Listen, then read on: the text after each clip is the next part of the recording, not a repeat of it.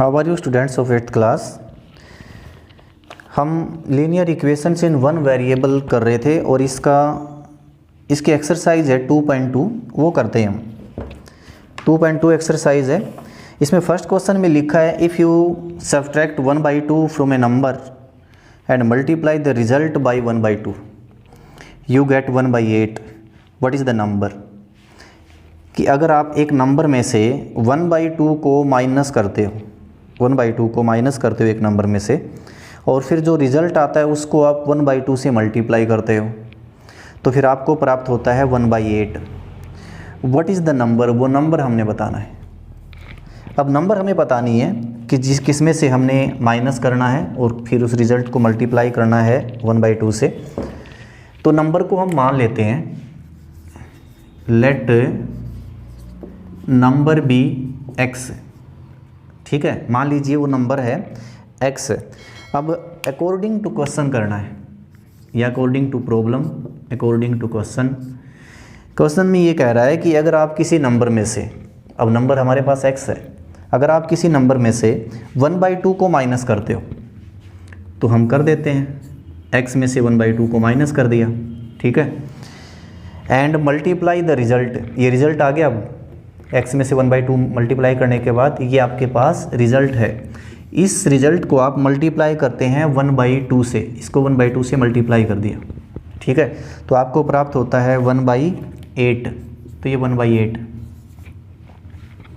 अब यहाँ से हमने x की वैल्यू निकालनी है, तो हम एक काम करते हैं, पहले इसका एलसीएम ले लेते हैं, ठीक है, या फिर 1/2 को इधर लेके जाओ, तो इस हाथ में इसका एलसीएम ले लेते हैं। एलसीएम आएगा इसका 2, एलसीएम आ जाएगा 2, यहाँ पे एलसीएम आएगा, या आप वैसे का वैसा भी छोड़ सकते हैं इसको, तो इधर आएगा 2x - 1, ठीक है, एलसीएम लेने के बाद।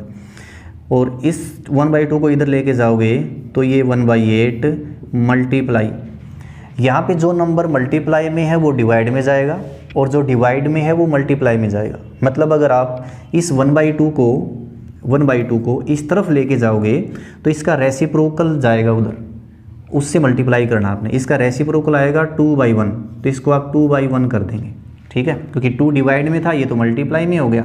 1 मल्टीप्लाई में है तो ये नीचे आ गया डिवाइड में। अब यहाँ पे हो गया 2x - 1/2 इज इक्वल टू 2 1 जा 2 और 2 4 जा 8। 1 की 1 से मल्टीप्लाई करेंगे 1 आएगा, 4 की 1 से मल्टीप्लाई करेंगे तो 4 आएगा, 1/4। ओके, अब आगे 2x - 1 इज इक्वल टू, ये 1/4 सेम है, इसको सेम लिख देते हैं यहाँ पे, मल्टीप्लाई, ये 2 यहाँ पे डिवाइड में है, अगर आप इसको उस तरफ लेके जाओगे तो ये मल्टीप्लाई में हो जाएगा, मल्टीप्लाई 2 2 1 जा 2, 2 की इससे मल्टीप्लाई करेंगे, डिवाइड करेंगे इसको, तो 2 2 जा 4, ठीक है, कट जाएगा 2 से, 2 1 जा 2, 2 2 जा 4, तो 2x - 1 इज इक्वल टू आएगा 1/2। ओके, 1/2 आ गया, 1 ऊपर बच गया, नीचे 2 बच गया, तो 2x इज इक्वल टू आएगा 1/2 + 1, क्योंकि ये -1 है, उधर लेके जाएंगे तो प्लस का 1 हो जाएगा। इसका एलसीएम ले लो, तो 2x इज इक्वल टू आएगा, एलसीएम लेने से आएगा 1 + 2/2, तो ये आएगा 3/2। ओके, तो x इज इक्वल टू आएगा यहाँ पे 3/2 मल्टीप्लाई, अब ये 2 है तो ये डिवाइड में जाएगा, डिवाइड में मतलब 2 के नीचे आप 1 भी लगा सकते हैं, तो इधर लेके जाओगे तो ये 1/2 हो जाएगा, तो आपके पास आएगा x की वैल्यू 3/4। 3 1 जा 3, 2 2 जा 4, तो x इज इक्वल टू आया 3/4। ओके, ये आंसर है x की वैल्यू। तो इसमें से अब क्या करोगे आप, चेक करने के लिए कि आंसर सही है या नहीं है, वो वही करोगे जो इसने बोल रखा स्टेटमेंट के अंदर, कि जो नंबर है 3/4 नंबर आ गया हो, उसमें से अगर आप 1/2 माइनस करोगे, पहले 1/2 माइनस करके देख लो, फिर उसको 1/2 से मल्टीप्लाई करो। जैसे कि अब मैं, जैसे इसने कह रहा था मैं वैसे ही कर रहा हूँ, 1/4 में से 1/2 को माइनस कर देता हूँ पहले, जैसे x की जगह कितना आ गया, x की जगह आ गया 3/4, तो 3/4 - 1/2, ठीक है, इसको माइनस कर दिया, एलसीएम कितना आएगा, 4 एलसीएम आ जाएगा, यहाँ पे आएगा 3 - 2, तो ये आ गया 1/4। जो रिजल्ट आएगा उसको 1/2 से मल्टीप्लाई करना है, इसको मल्टीप्लाई करेंगे तो 1/8 आएगा, ठीक है, 1/2 से। तो यही बोला था इसने कि 1/8 आना चाहिए, पुट करके देख सकते हैं आपके आंसर सही है या नहीं है। अच्छा, एक और है, यहाँ पे इधर मैंने एलसीएम लिया था, आप चाहें तो एलसीएम ना भी लें, बगैर एलसीएम के भी काम चल जाएगा। अब देखो हम एलसीएम नहीं लेते इसका, इसको वैसे कर लेते हैं जैसे कि x माइनस 1/2 को सेम लिखा, ठीक है। इसको अगर आप इस तरफ लेके जाएंगे तो 1/8 ये मल्टीप्लाई हो जाएगा 2/1, तो ये 2 1 जा 2 और 2 4 जा 8 है वो 2 से कट जाएगा, तो x minus 1/2 is equal to बचेगा 1/4, ठीक है।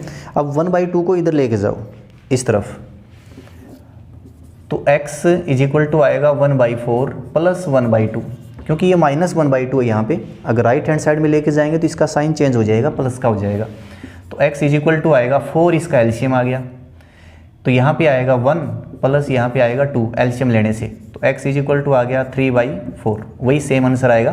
तो आप ऐसे करो या फिर पहले इसका एलसीएम लेके कर सकते हैं आप, उसमें थोड़ा सा लेंथी बनता है, बाकी ये भी सही है, ऐसे भी आप कर सकते हैं, ठीक है।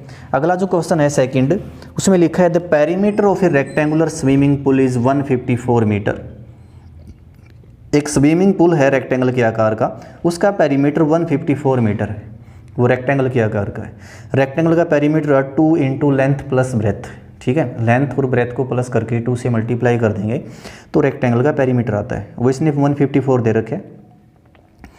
If length is 2 metre more than twice its breadth, अगर लेंथ उसकी ब्रेथ से 2 मीटर, ब्रेथ के दोगुने से 2 मीटर ज़्यादा है, ब्रेथ का जो 2 गुना है उससे 2 मीटर ज़्यादा है, तो हमने लेंथ और ब्रेथ निकालनी है पुल की।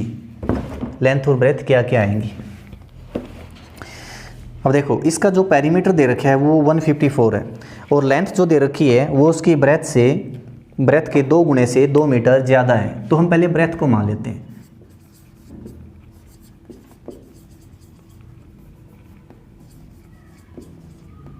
Late breadth of the pull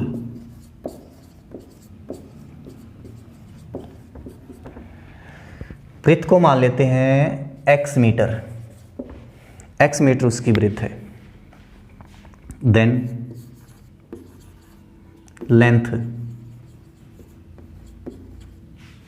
of the pool, अब लेंथ कितनी होगी, लेंथ ब्रेथ के 2 गुणे से 2 मीटर ज़्यादा है, ब्रेथ का 2 गुना कर देते हैं, जो चौड़ाई दे रखी है उसका 2 गुना करेंगे तो 2x हो गया, ठीक है, 2 गुना, इससे भी 2 मीटर ज़्यादा है, मतलब इसका अगर आप 2 गुना करोगे तो इससे भी 2 मीटर ज़्यादा है, तो 2 गुना कर दिया 2x आ गया ट्वाइस, और डबल करोगे इसका +2 करोगे तो इससे ज़्यादा हो जाएगा।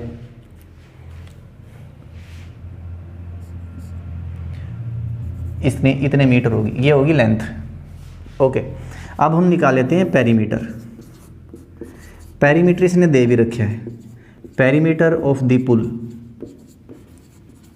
का पेरीमीटर दिया 154 मीटर, 154 मीटर दे रखा है पुल का पेरीमीटर, तो पेरीमीटर हम निकालेंगे 2 इंटू, पेरीमीटर क्या होता है 2 into length plus breadth, length कितनी है 2x प्लस 2 प्लस ब्रेथ कितनी है x, ठीक है, ये इसका पेरीमीटर, और पेरीमीटर दे कितना रखे है 154, तो 154 के बराबर आ जाएगा, ठीक है। Perimeter of the pool, perimeter ये है, 154 को सेम लिख दिया यहाँ पे। अब 2 इंटू 2x और 1x कितना हो गया 3x plus 2 is equal to 154। आप चाहें तो इससे मल्टीप्लाई कर सकते हैं, या इस 2 को यहाँ से उठा के इसके डिवाइड में भी लेके जा सकते हैं, तो मल्टीप्लाई कर दो इसको, 2 की 3 से मल्टीप्लाई करेंगे तो आएगा 6x, 2 की 2 से मल्टीप्लाई करेंगे तो 4 आएगा, इज इक्वल टू 154, ओके।